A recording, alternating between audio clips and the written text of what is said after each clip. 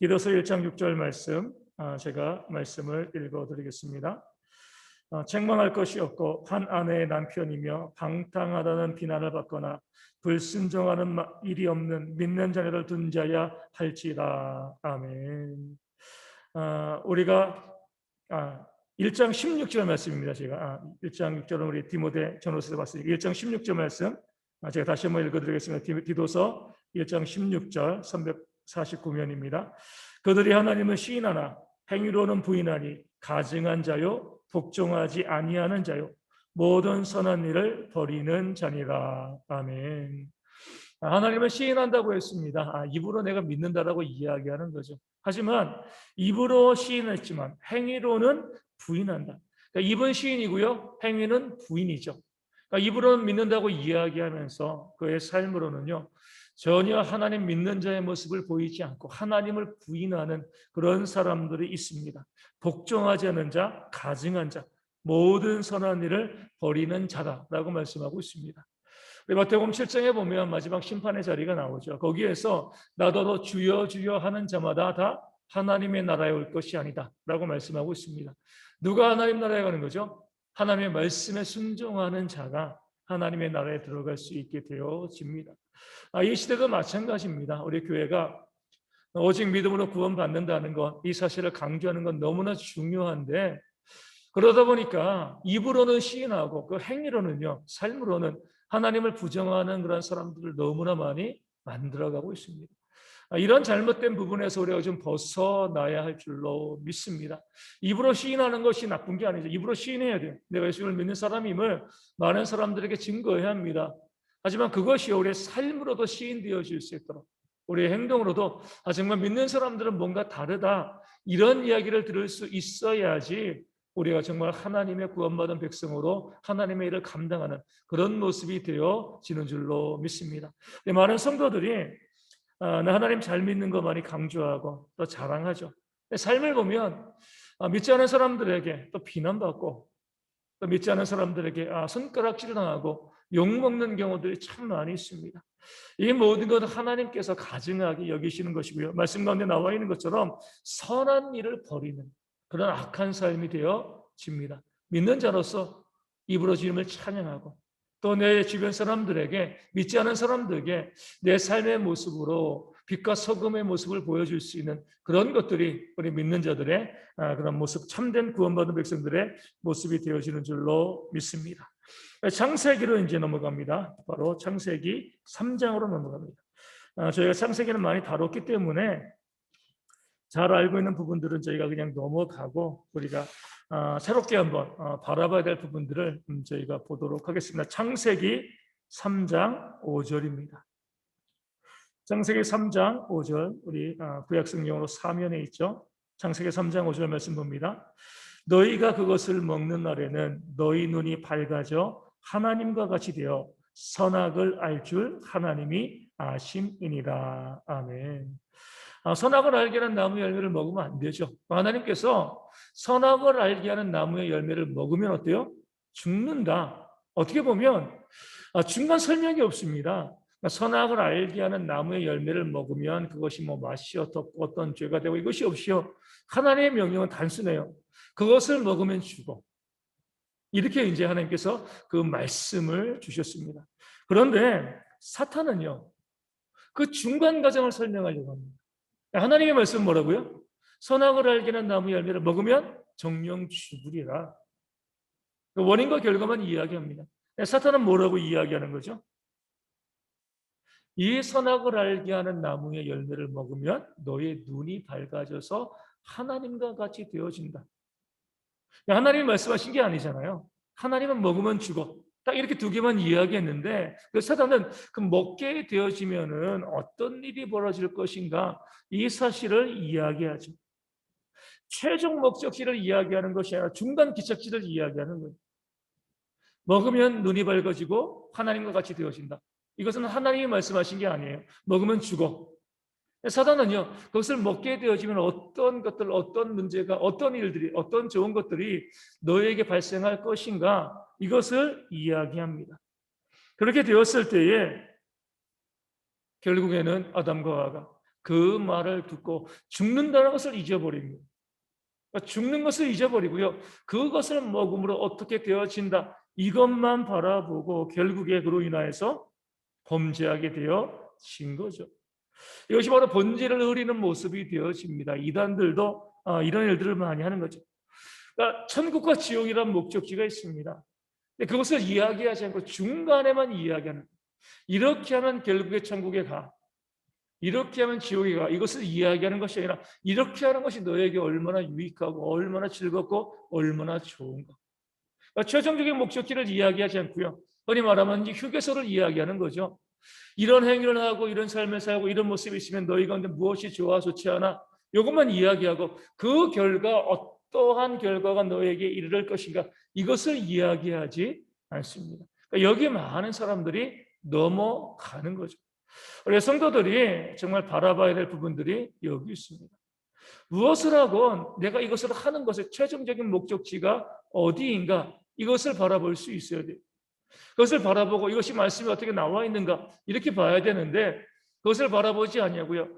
이런 행위를 하고 이런 삶을 살아가면 그것이 나에게 어떤 즐거움을 줄 것인가, 어떤 기쁨을 줄 것인가 이것만을 바라보다 보니까 그것이 나중에 죄가 되는가, 죄가 되지 않는가 이것을 생각하지 않으니까 그 죄를 짓는 경우들이 많이 있는 거죠. 바로 사단이 그렇게 아담과 하와를 속인 거예요. 정령식으로 우리가 딱 빼먹고요. 이렇게 될 거야, 저렇게 될 거야. 이런 유익이 있어, 이런 좋은 점이 있어. 죄를 짓게 하면서 그 죄에서 있는 그 달콤한 맛, 달콤한 것들을 자꾸 보여주고 알려주는 거죠. 그러니까 그것으로 인하여서 죄를 짓도록 만드는 것. 이것이 바로 그 사단의 공격입니다. 우리는 항상 말을 하건 행동을 하건 어떤 것을 하건 이것의 최종적인 목적지가 심판에 있다는 것을 아셔야 돼요. 남에 대해서 뒤에서 수근거리고 재밌잖아요, 좋잖아요, 이야기하고. 그런데 그 최종적인 목적지가 하나님의 심판의 자리 가운데 있다는 것을 알면은요 수근거릴 수 없죠. 교만도 마찬가지예요. 미워하는 것도 마찬가지고 성경에 나와 있는 그 모든 죄악된 것들은요 그 나름대로의 맛이 있습니다. 즐거움이 있어요. 죄가 즐거우니까 죄를 짓는 거죠. 하기 싫은 거면 누가 죄를 짓겠습니까? 그 즐거움을 보는 것이 아니라 그것이 하나님께 어떻게 하나님의 심판대 앞에서 어떠한 모습으로 보여질 것인가 이것을 바라보는 것 이게 바로 우리 신앙의 모습이 되어지는 겁니다. 우리 4장 10절 말씀 보겠습니다. 창세기 4장 10절입니다. 4장 10절에 이런 말씀이 있습니다. 이르시되 내가 무엇을 하였느냐 내 아우의 핏소리가 땅에서부터 내게 호소하느니라. 아멘. 아벨의 피가 하나님에게 호소한다고 말씀하시는 거예요. 그러니까 재미있는 우리가 눈여겨봐야 될 그런 이제 이 말씀이 되어집니다. 하나님이 지으신 자연 만물이 있어요. 그러니까 사람이 있습니다. 우리는 고발자로 무엇이 옳다 그러다 이야기하는 그 고발자로 사람을 생각합니다. 그러니까 사람이 누군가에 대해서 그러니까 내가 선을 행하면 그 선한 행위에 대해서 하나님께 기도하여서 하나님께서 거기에 대한 우리에게 주시는 상급이 있습니다. 또 내가 누군가에게 악을 행하면 그 사람이 그것을 가지고 하나님께 또 호소해서 내게 주시는 징계가 있습니다. 그러니까 우리가 누군가에게 선을 행하고 악을 행하고 이것이 그 사람에게만 관계된 것이 아니라 하나님에게 직고된다는 사실을 우리가 알 수 있어야 됩니다. 그러므로 사람에게 잘하는 것이 하나님께 잘하는 것이고요. 그러니까 사람에게 악하게 행하는 것이 하나님께 악을 행하는 것이 되어지는 겁니다. 하지만 여기만 있는 것이 아니죠. 오늘 말씀 가운데 나와 있는 것처럼 가인과 아벨 가운데서 가인이 아벨을 쳐서 죽였습니다. 아벨은 죽었기 때문에 그 형 가인의 악에 대해서 하나님께 호소할 수가 없어요. 그런데 하나님이 말씀하시는 겁니다. 그 땅이 그 피를 받았고 그 증인이 돼서 이것을 가지고 하나님께 호소한다. 이렇게 말씀하고 있는 거예요. 물론 직접 땅이 하나님께 기도하는 건 아니죠. 하지만 하나님께서 모든 만물의 주인이시기 때문에 우리 인간뿐만 아니라 이 땅에 있는 모든 피조물들의 주인이시기 때문에 사람이 악을 행하면은요 그 모든 피조물들이 그 악한 일에 대해서 하나님께 호소하고 하나님께서 그것을 들으신다. 이것이 바로 하나님께서 우리 가운데 말씀해 주시는 거예요. 그러니까 완전 범죄가 없죠. 아무도 모르게 죄를 지을 수 있습니다. 사람들은 전혀 모를 수가 있어요. 하지만은요, 우리 옛 속담에 있는 것처럼 낱말은 새가 듣고요, 반말은 쥐가 듣습니다. 그 새와 쥐가 듣고 결국에는 다 퍼지는 것처럼 아무도 모르게 우리가 범죄하고 잘못을 저지르면 그 대상이 되어진 그 산과 바다 모든 만물들이 그것에 대해서 하나님께 직고하는 거죠. 하나님이 모든 피조물의 주인이시기 때문에 그들의 호소를 들으시는 겁니다. 그러기에 우리가 누가 보건 누가 보지 아니하고 아무도 보지 않는, 아무도 안 보는 그런 상황이라 할지라도 우리가 하나님 앞에 죄 짓는 그런 일들이 발생하면 안 되는 겁니다. 정반대도 마찬가지예요. 선도 마찬가지예요. 선도 감출 수 없습니다. 정말 오른손이 하는 일 왼손이 모르게 최선을 다해서 아무도 모르게 선을 해도 하나님은 아시는 거예요. 그러니까 하나님께서 거기에 대해서 우리에게 복 주시는 겁니다. 그러니까 우리가 주의해야 될 부분들은 이거죠. 뭐냐면 우리의 선한 행위를 사람들에게 자랑하고 싶어지는 마음들이 있습니다. 그럼 사람도 알고 하나님도 아시는 거죠. 사람들에게 자랑하는 것이 목적이 되기 때문에 우리 주님께서 말씀하신 것처럼 하나님에게 받을 상은 없습니다. 정말 하나님께 상을 받고 싶고 그 상급을 받기를 원하면 사람들 모르게, 아무도 모르게 선을 행하면 하나님이 그 사실을 아시고 사람들이 모르기에 하나님께서 우리 가운데 상급을 내려 주시는 겁니다. 그래서 우리가 교회 가운데 우리 헌금을 하는 것도 또 헌신을 하는 것도 다 무기명으로 하는 이유가 여기 있습니다. 하나님이 아셔야지 하나님께 복을 받습니다. 사람이 알면 하나님이 주실 복이 없어요. 복을 주실 리가 없습니다. 나 이렇게 헌금했습니다. 나 이렇게 헌신했습니다. 나 교회문 피아노를 기증했어요. 뭘 했어요? 내가 그렇게 하면 사람에게 인정은 받지만 하나님께서 그 사람에게 상을 주실 것이 없는 거죠. 상 주시지 않는 거죠. 그러니까 무엇을 해도 아무리 비싼 것으로 아무리 좋은 것으로 하나님께 드려도요. 철저히 하나님만 아시도록 하는 것. 이게 바로 성도의 지혜 있는 삶의 모습이 되어지는 겁니다. 땅과 자연 만물이요 다 하나님께 호소합니다. 이런 행위를 했습니다. 그것이 선한 행위건 악한 행위건 사람은 몰라도 만물이 보고 하나님께 다 이야기하기 때문에 우리가 그 사실을 믿고요. 악을 행하지 아니하고 하나님 앞에 선한 삶을 살아가는 모습이 우리 가운데 있어야 됩니다. 4장 11절 그 이후 이제 그 다음 말씀을 보겠습니다. 땅이 그 입을 벌려 내 손에서부터 내 아우의 피를 받았은즉 내가 땅에서 저주를 받으리니. 땅이 그 입을 벌려서 아벨의 피를 받았습니다. 그러니까 땅이 오염된 거죠. 그 피로 인하여서. 그리하였을 때 그 결과가 뭐예요? 가인이 그 땅에서 저주를 받게 되어지는 겁니다. 이것이 바로 하나님께서 이루시는 공의의 모습이 되어지는 거죠.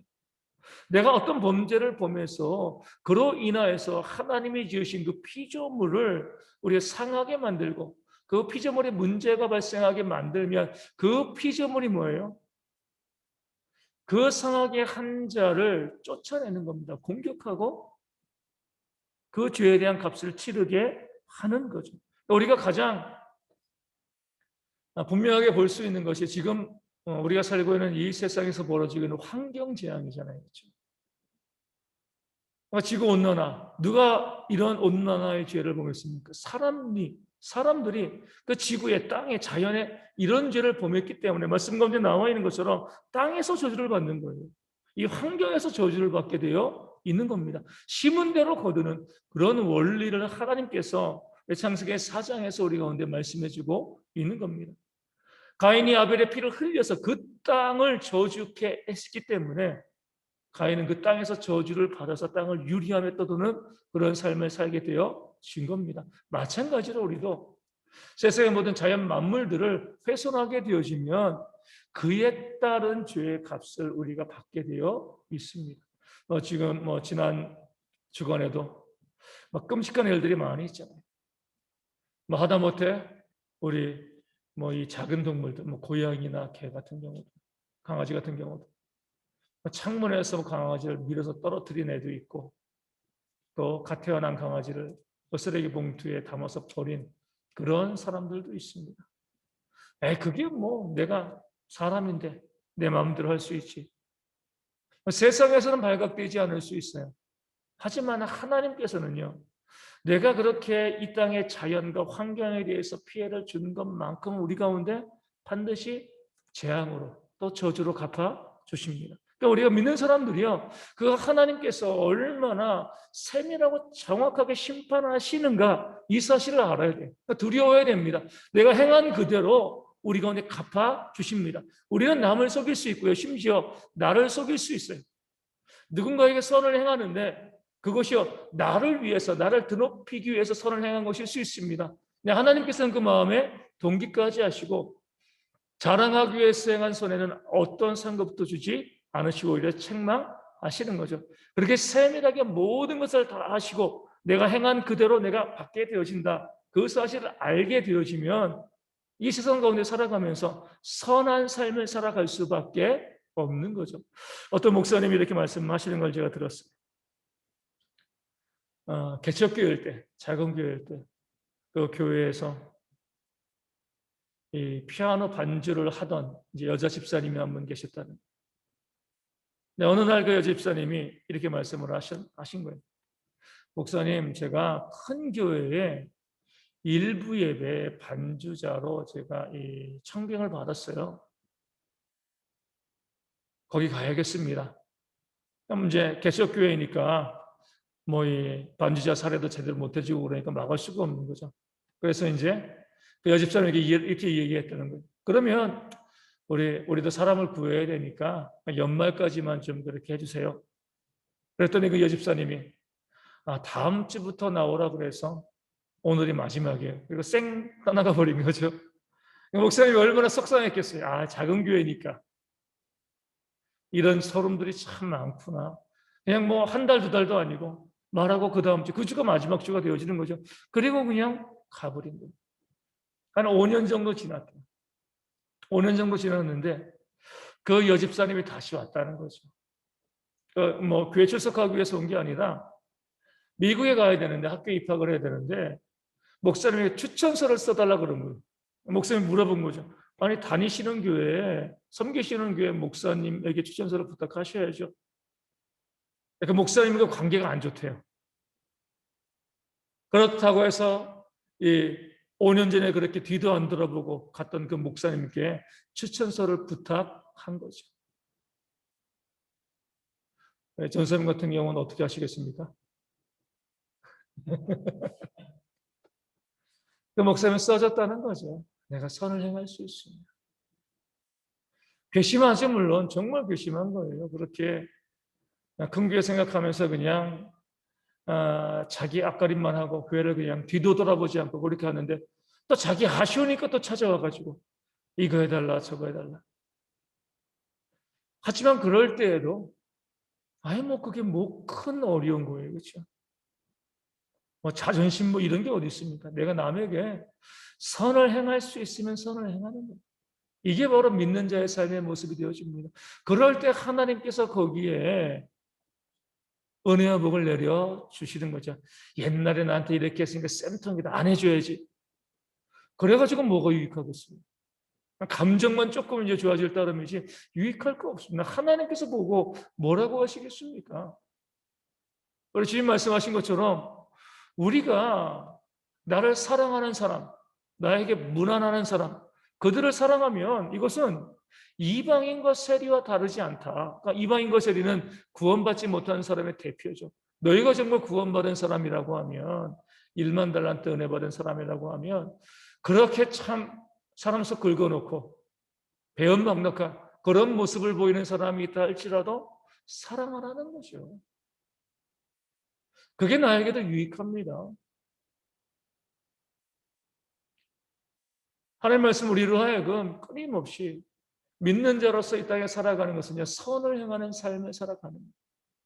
그러다 보면 우리가 좀 자존심이 상할 수도 있고요, 또 배신당할 수도 있고, 하지만 내가 선을 행하고 그것을 하나님께서 보시고 그것을 상급으로 주신다라고 하면 그게 뭐가 중요하겠습니까? 할 수 있는 한 선을 행할 수 있는 것, 이것이 우리 가운데 지혜로운 모습이 되어집니다. 그 작은 자존심 때문에 우리가 선을 행할 기회를 놓치는 사람들이 참으로 많이 있는 거죠. 이 어리석은 거예요. 아무것도 아닌 그런 자존심 그냥 다 내버리시고, 내가 남을 위해서 무엇인가 해줄 수 있을 때 그것을 감당할 수 있는 지혜가 우리 가운데 있어야 할 줄로 믿습니다. 6장 11절, 창세기 6장 11절입니다. 6장 11절 말씀. 그때에 온 땅이 하나님 앞에 부패하여 포악함이 땅에 가득한지라. 아멘. 온 땅이 하나님 앞에 부패했다 그랬어요. 하나님 보시기 약한 거예요. 그러니까 악에 무엇이 선이다 무엇이 악이다, 이 기준이 하나님에게 있는 겁니다. 내가 보기에 선한 것 같은데, 내가 보기에 좋은 것 같은데, 이거 중요한 거 아니에요. 하나님 보시기에 악하면 악한 거예요. 하나님 보시기에 선하면 선한 겁니다. 많은 사람들이 넘어지고 실수하고 있는 것이요, 내가 보는 거예요. 내가 보기에 좋아, 내가 보기에 선해. 하지만 이것이 정말 하나님 보시기에도 선한 것인가? 왜냐면은요, 우리 인간이 너무나 미약하고 너무나 부족하고 너무나 지혜가 없기 때문에 선한 것이 아닌데도 선하게 보는 경우들이 정말 많이 있기 때문에 그렇습니다. 정치를 잘 모르지만 우리 전도사님 좀 고민하시겠어요. 서울시장 선거를 하니까 그렇죠. 우리 인천은 그런 거 없으니까 신경 쓸 거 없어요. 누구를 뽑아야 될 것인가? 투표를 꼭 하셔야 되는데 누구를 뽑아야 될 것인가? 내가 보기에 선한 게 아니죠. 하나님 보시기에 하나님의 기준으로 선한 자, 믿는 자를 뜻하는 게 아니라 하나님의 사랑과 공의의 관점에서 좀 더 선한 자를 뽑는 것. 그러니까 하나님의 관점으로 바라보는 거죠. 사람의 관점으로 보면은요, 선한 게 없어요. 그렇죠? 잘못된 판단을 할 수밖에 없습니다. 그러니까 내 편은 늘 다 옳아 보이고 문제 없어 보이고, 또 상대편은요 다 잘못돼 보이는 거죠. 교회 안에서도 마찬가지. 서울에 있는 교회 섬길 때 담임 목사님을 청빙하는 그런 문제가 발생했는데 교회가 반으로 갈라졌어요. 제가 이제 나름대로 중립해서 본 거죠. 저희 아버지도 그 교회 장로님이셨는데 아버지랑 맨날 싸운 거예요. 왜냐면은 서로 반으로 나뉘어져서 자기들 편은 좋은 것만 보고 상대편은 나쁜 것만 보는 거예요. 잘 봤어요. 좋게 본 것도 맞고요, 나쁘게 본 것도 맞아요. 상대편은 어때요? 자기 편은 좋은 거, 상대편은 나쁜 거. 한 사람에게 다 좋은 것만 있는 게 아니잖아요. 장점도 있고 단점도 있어요. 같이 볼 수 있어야 되는데 내 편은 장점은 부각시키고 단점은 안 봐요. 상대편은 장점은 안 보고 단점만 봅니다. 교회가 둘로 나뉘어서 다투고 싸우는 그런 일들이 벌어진 거죠. 이게 사람의 미숙함이에요. 그렇기 때문에 하나님께서 모든 선과 악에 대해서 하나님께서 판단하신다는 거예요. 무엇이 선한 것이고 무엇이 악한 것인가. 그래서 우리가 내 생각으로 이것이 선한 것 같아, 이것이 악한 것 같아, 이렇게 판단하시면 안 되죠. 하나님께서 이것을 어떻게 바라보시는가, 말씀을 통해서, 기도를 통해서 하나님의 관점을 가지고 바라봐야 되는 겁니다. 하나님 보시기에 온 세상이 포악했기 때문에 그 시대를 하나님이 심판하실 수밖에 없는 거예요. 그 시대 사람들은요, 죄를 몰랐을 거예요. 우리 잘 살아가고 있어, 우리 선하게, 우리 행복하게 잘 살고 있어. 하지만 하나님 보시기에 악한 거예요. 그래서 우리가 항상 하나님의 관점으로 선과 악을 분별할 수 있는 지혜가 우리 가운데 있어야 할 줄로 믿습니다. 우리 9장 6절 말씀 보겠습니다. 창세기 9장 6절입니다. 창세기 9장 6절입니다.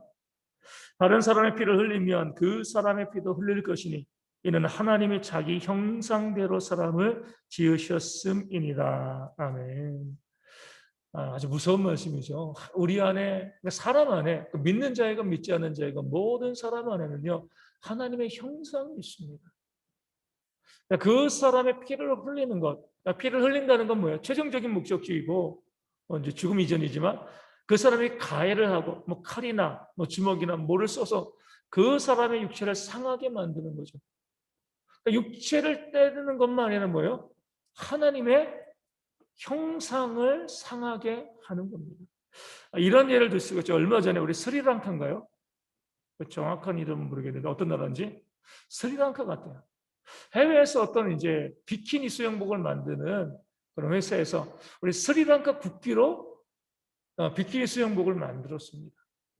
미국 같은 경우는 되게 자유롭잖아요. 근데 이제 그 보수적인 나라이기 때문에 그게 이제 난리가 난 거예요. 아니 어떻게 국기를 못 얻겠다는 거예요. 국기를 가지고 비키니를 만들 수 있냐? 안 된다. 우리나라도 거기에 좀 약간 보수적이죠. 그런 모습으로 이제 막 이제 논란이 되었습니다. 그러니까 국기지만 그 나라를 상징한다는 거예요. 그러니까 함부로 그것을 쓰면 안 된다. 이제 이런 인식이 있는 거죠. 그러니까 하나님도 그와 비슷한 거예요.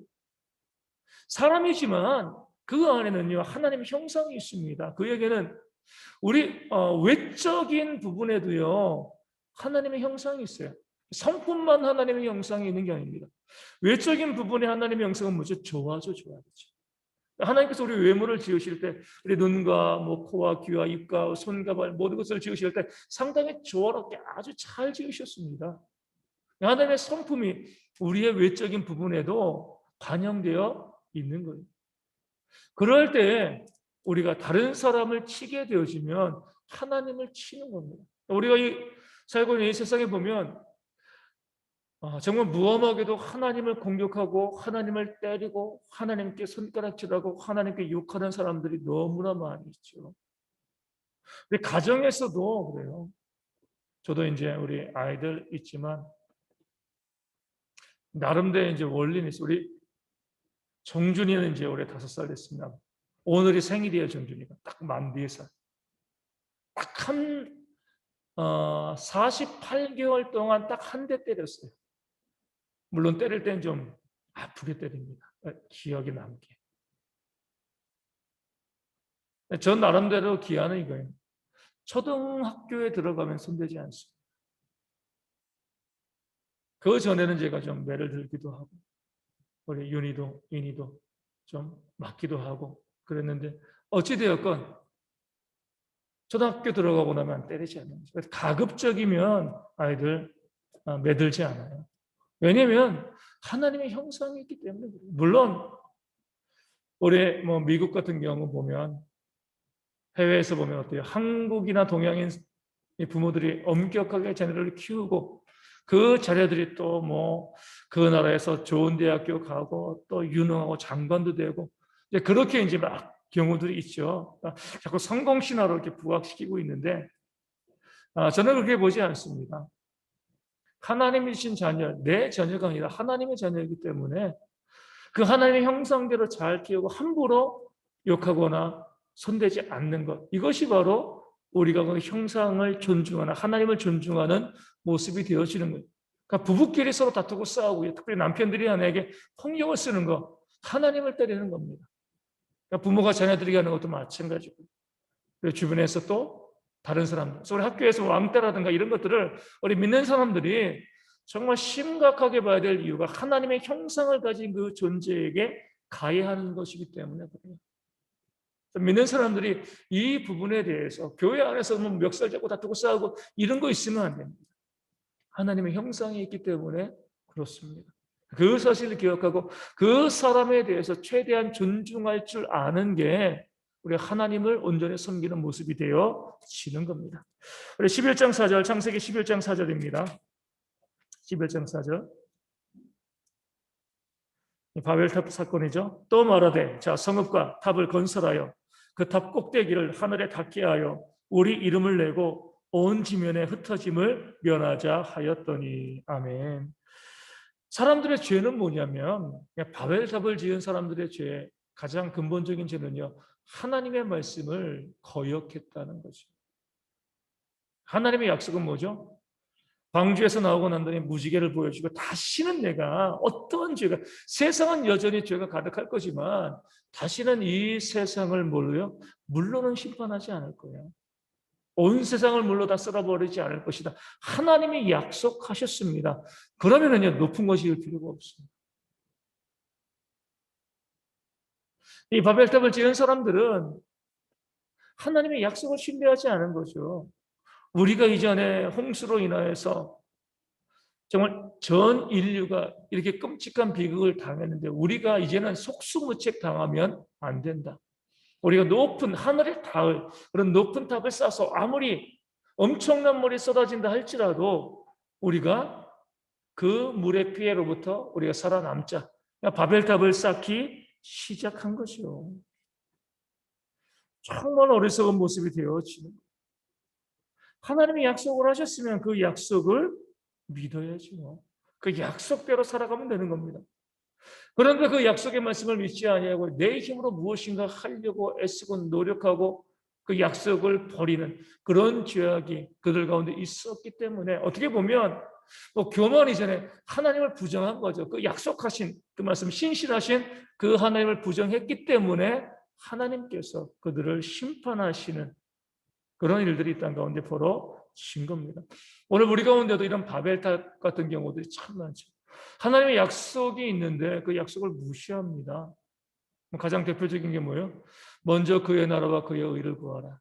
그리하면 이 모든 것을 너에게 더하시리라. 그 약속인데 먼저 하나님의 나라와 의를 구하는 그 말씀을 우리가 신뢰하지 않고요. 어떻게 해서건 내 힘으로 내 능력으로 살아가려고 애쓰고 노력합니다. 바벨탑을 쌓는 거예요. 약속이 있으면 그 약속을 믿고 그 약속을 신뢰하고 나가면 되는데 그 약속의 말씀을 믿지 아니하고요. 내 힘으로 무엇인가 하려고 애쓰고 노력하는 모든 것들이 우리의 바벨탑을 쌓는 거예요. 하나님께서 그것을 결국 무너뜨리시는 거죠. 그러니까 우리가 지혜로워야 된다는 것이 그거예요. 내 힘으로 쌓아가지고 쌓을 수 있으면 괜찮습니다. 문제 없어요. 열심히 노력을 했는데 결국에는요. 그 공든탑이 무너지게 되어지면 허망하게 되면 결국에 무너질 탑을 쌓는 것만큼 어리석은 게 없어요. 안 무너질 탑을 쌓아야죠. 하나님의 약속을 의지하지 않고 내가 내 힘과 능력으로 무엇인가 해나가게 되어지면 그것은 다 무너지게 되어 있습니다. 더 구제하면 더욱더 부유하게 될 것이라고 말씀하고 있어요. 나눌 것이라는 것을 말씀하시는 거죠. 사람들은 어때요? 그 말씀을 갖고 있으면서도요. 흩어구제하기보다 열심히 자기 힘으로 무엇인가 움켜잡으려고 하죠. 결국에 그것을 다 쓰지도 못하고 죽게 되어지는 겁니다. 안식일을 기억하여 거룩하게 지키라 말씀하셨습니다. 하나님께 모여서 모이기를 피하는 자들의 어쩐 자들 피하려는 자들의 그 습관을 따르지 말라고 말씀하신 거잖아요. 하나님 말씀 우리 가운데 약속하신 부분들이 성경에 쭉 다 나와 있습니다. 그 약속을 폐하고 내 생각대로 무엇인가 해나가는 모든 것들이 바벨탑을 쌓는 것이고 그럴 때 그것이 결국에는요 실패하고 쓰러지고 넘어질 수밖에 없습니다. 그래서 제가 요즘 목회를 하면서 많은 이제 자유를 누리게 되어진 거죠. 간단하더라고요 신앙생활이. 말씀을 읽고 그냥 가면 되는 거예요. 예전에는 저도 내가 뭔가 해야 돼, 뭔가 해야 돼 이런 마음들이 좀 많았는데 이제는 하나님이 약속하셨으니까 하나님의 약속했으니까 그것을 신실하게 믿고 나아가면 그것을 이루시는 분은 하나님이시다. 그런 단순한 신앙생활에 좀 있어야 됩니다. 우리 아담과 하와 유혹에 대해서도 말씀드렸잖아요. 먹으면 죽는다. 하나님 말씀은 단순해요.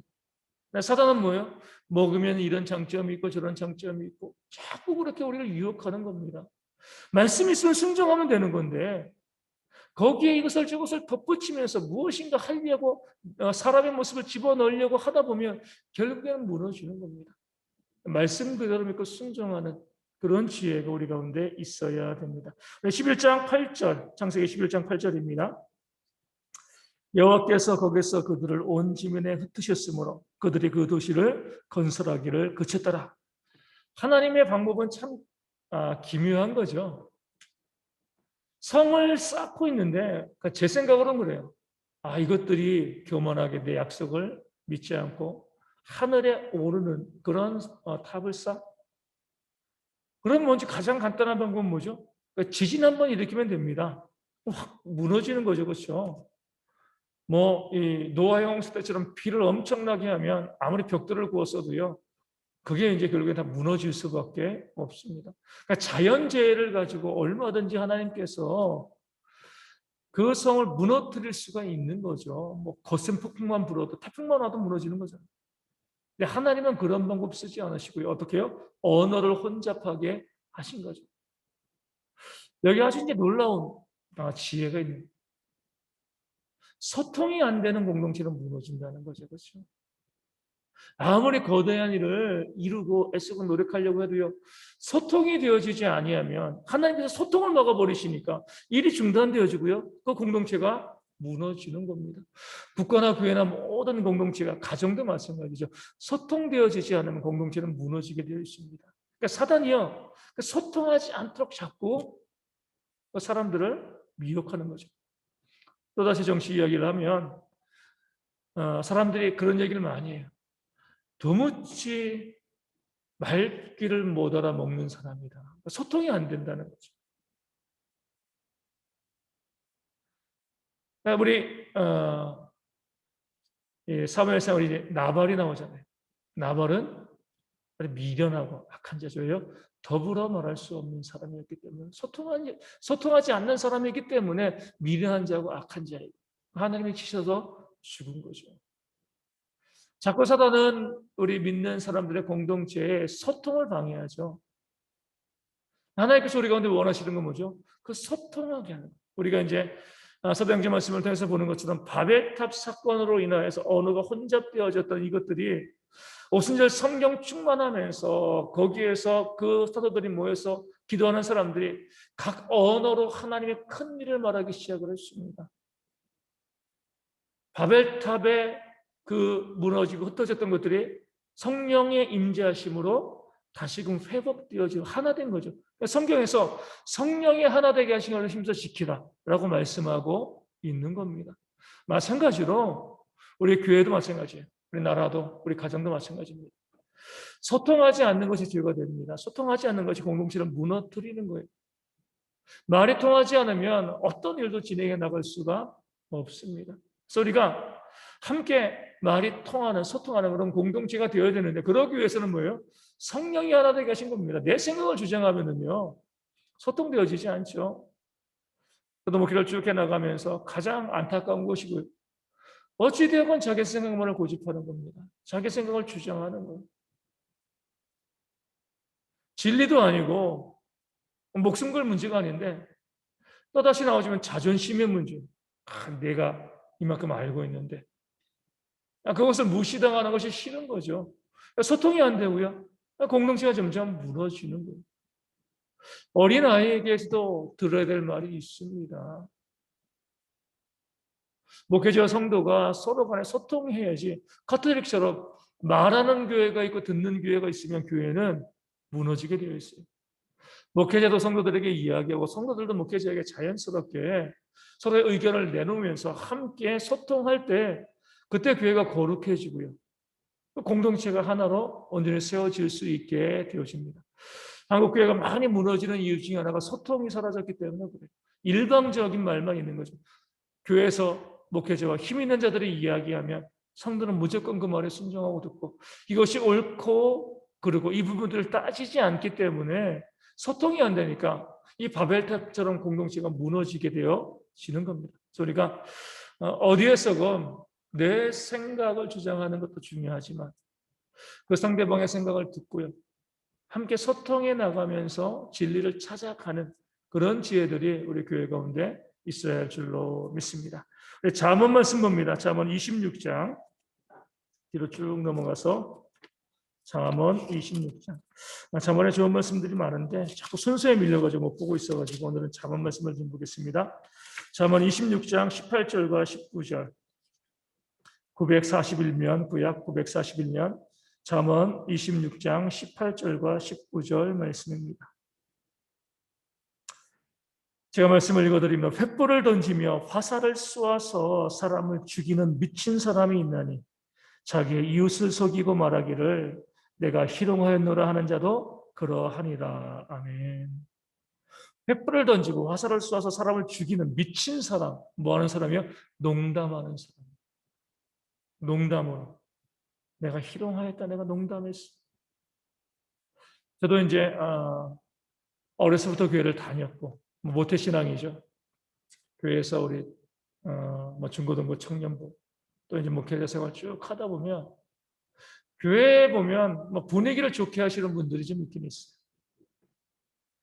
참 귀한 은사를 갖고 있는 분인데, 근데 그런 분들 중에 고약한 분들이 있습니다. 이 희롱의 말들이죠. 농담이죠. 남의 단점을 가지고 웃음의 소재를 삼는 그런 분들이 있어요. 오늘 말씀에 미친 사람이라고 표현하고 있습니다. 다른 사람이 갖고 있는 그런 부족한 것들, 연약한 것들, 이런 것을 가지고 비난하고 욕하고, 우리 요즘 부산에서 이제 그런 일들이 많이 일어났잖아요. 아주 비싼 차 타고 다니면서 그거보다 못한 차, 그것도 BMW 미니인데 그렇죠? 이 똥차라고 거지라고 이렇게 이야기하고 그런 일들이 거기에서만 있는 것이라 일상적인 삶의 모습에서도 그런 일들이 참 많이 있습니다. 그냥 뭐 가볍게 농담을 하고요.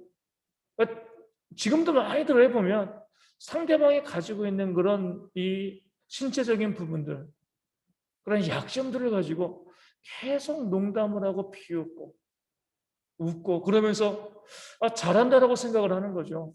어리석은 겁니다. 할 수 있는 한 정말 그 사람의 장점을 이야기해 줄 수 있는 그런 지혜들이 우리 가운데 있어야죠. 그러니까 단점을 가지고 농담하고 웃고 떠드는 이런 것들은요, 우리 교회에서 더 이상 그런 일들이 발생하면 안 되는 거죠. 또 사회도 이제 그런 부분들에 대해서 상당히 엄격해졌잖아요. 예전엔 너무 관대했는데 엄격해졌는데 교회가 애시당초 그런 일들을 만들면 안 되는 겁니다. 우리 26장 20절 보겠습니다. 잠언 26장 20절. 나무가 닿으면 불이 꺼지고 말쟁이가 없어지면 다툼이 쉬느니라. 그러니까 말쟁이가 없으면 다툼이 쉬는 거죠. 나무가 닿으면 불이 꺼지는 거잖아요. 마찬가지로 교회 가운데 계속해서 다툼을 만드는 트러블 메이커들이 교회 가운데 있고요. 우리 가정에도 우리 나라에도 있는 거죠. 자꾸 말로서 도발하고 사람들을 분노하고 다투고 싸우게 만드는 그런 사람들이 있습니다. 그래서 우리 항상 스스로 잘 점검하셔야 돼요. 내가 말할 때 그 공동체의 분위기가 어떻게 되어지는가. 나 때문에 내가 말하기 시작을 해서 자꾸 다툼과 싸움이 난다. 내가 악한 일을 행하고 있는 겁니다. 우리는 그것이 진리를 행하는 것이라고 바른 일을 한다고 생각하지만 악한 거예요. 하나님의 뜻은 화목에 있습니다. 화평에 있습니다.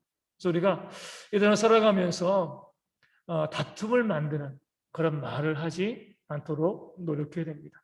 우리 27장 21절 말씀 보겠습니다. 27장 21절. 도가니로 은을, 풀무로 금을, 칭찬으로 사람을 단련하느니라. 아멘. 우리 믿는 사람들이 늘 잘 새겨야 할 말이죠. 칭찬으로 사람을 단련한다. 뭐예요?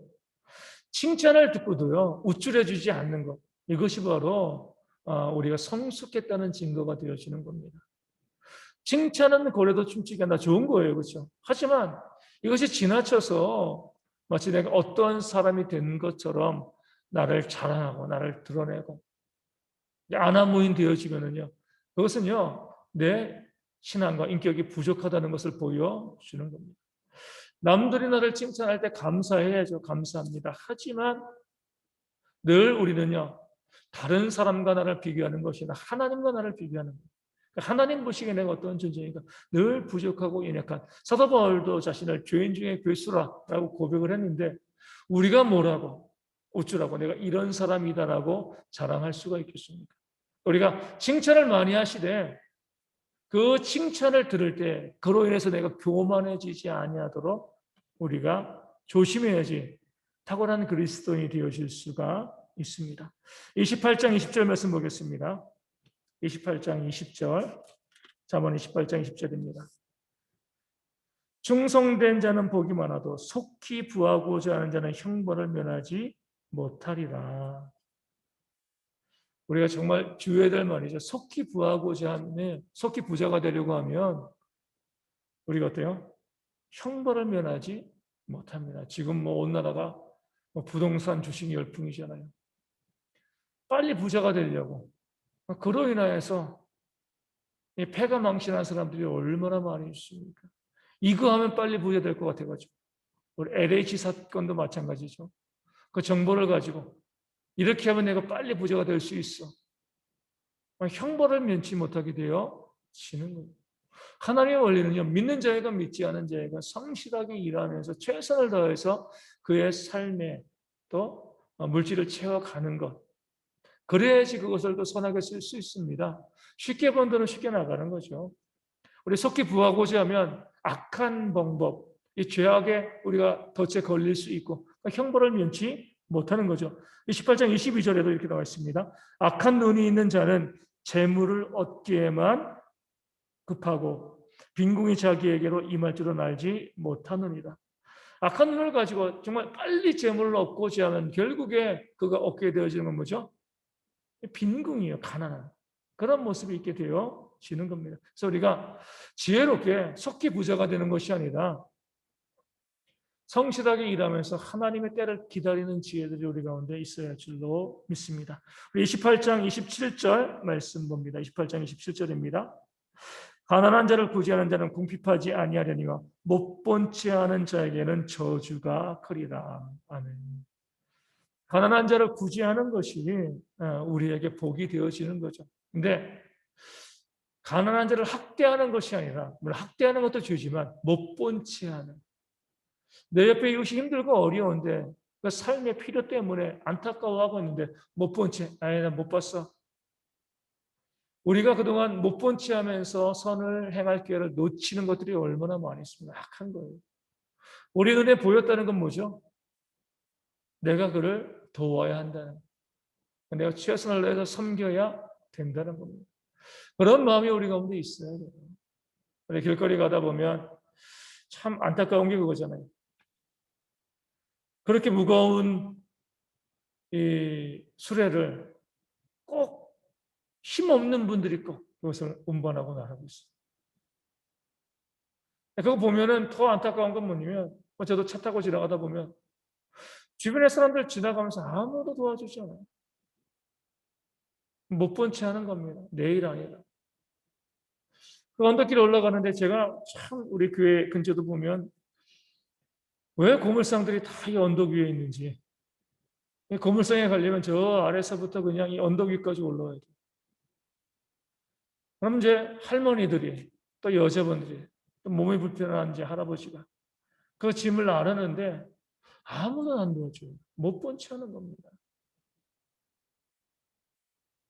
저주를 받는다라고 말씀하고 있죠. 우리가 이 땅 가운데 살아가면서 내 주변을 잘 살피시고요. 어려운 이웃들이 있으면 기꺼이 도와줄 수 있어야 돼요. 그것이 바로 우리가 믿는 자로서 그 사람에게 있는 하나님의 형상을 존중하는 모습이 되어지는 겁니다. 그래서 우리가 정말 세상 가운데서 모든 사람에게 하나님의 형상이 있음을 알고요. 그 어렵고 힘든 이웃들에게 기꺼이 찾아가서 내 것을 나눌 수 있는 지혜들이 또 우리 가운데 있었으면 좋겠습니다. 말씀 여기까지 보도록 하겠고요. 네, 찬송가 445장 함께 찬송합니다. 445장입니다. 찬송가 445장 함께 찬송하도록 하겠습니다. 445장입니다. 대산을 넘어 험곡에 가도 빛 가운데로 걸어가면 주께서 항상 지키시기로 약속한 말씀 변치 않네. 하늘의 영광 하늘의 영광 나의 맘속에 차고도 넘쳐 할렐루야를 힘차게 불러 영원히 주를 찬양하리.